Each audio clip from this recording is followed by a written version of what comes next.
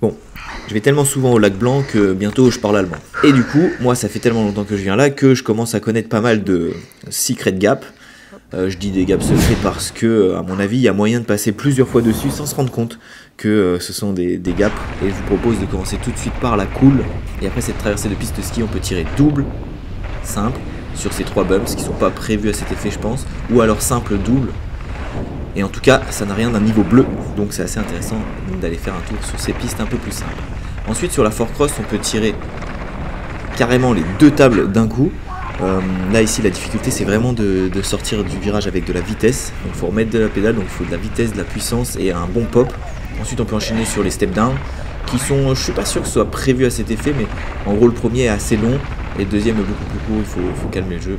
On peut enchaîner sur la fat qui est truffée de sauts, mais surtout ce petit transfert assez agréable, donc de gauche à droite. Et on arrive sur ce wall ride qui n'a rien à faire dans cette vidéo, mais je l'aime bien donc je l'ai mis. Et ensuite il y a ce camel et surtout ce virage relevé qui permet de sauter au-dessus de la bosse. Alors ça j'adore, il est assez cool à faire. C'est un de mes préférés et c'est pas du tout un des plus durs.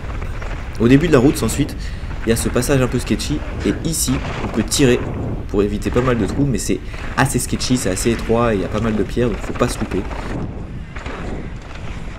On arrive sur cette passerelle où on peut aller chercher le deuxième bumps derrière en guise de réception, mais c'est super dur parce que l'approche est sketchy et en plus il faut tourner juste après, donc assez compliqué celui-là.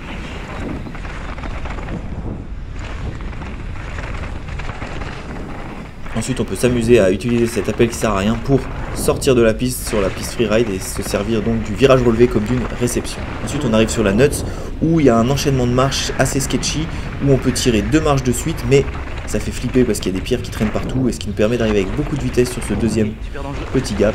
Le deuxième petit gap il est faisable même sans avoir fait le premier. Vraiment le premier est dangereux et le deuxième se fait. Par contre ce qui est difficile c'est d'arriver avec de la vitesse. Et pour finir on arrive sur la fin de la nuts qui fait toujours flipper. On peut tirer une première fois ici, une seconde fois ici et on arrive vers la fin où il y a un double à tirer avec une réception hyper sketchy avec des roches ici. Et ce qui permet d'arriver super vite sur la fin de la piste et c'est assez stylé. Ah mais la vitesse où t'arrives ici, c'est trop beau.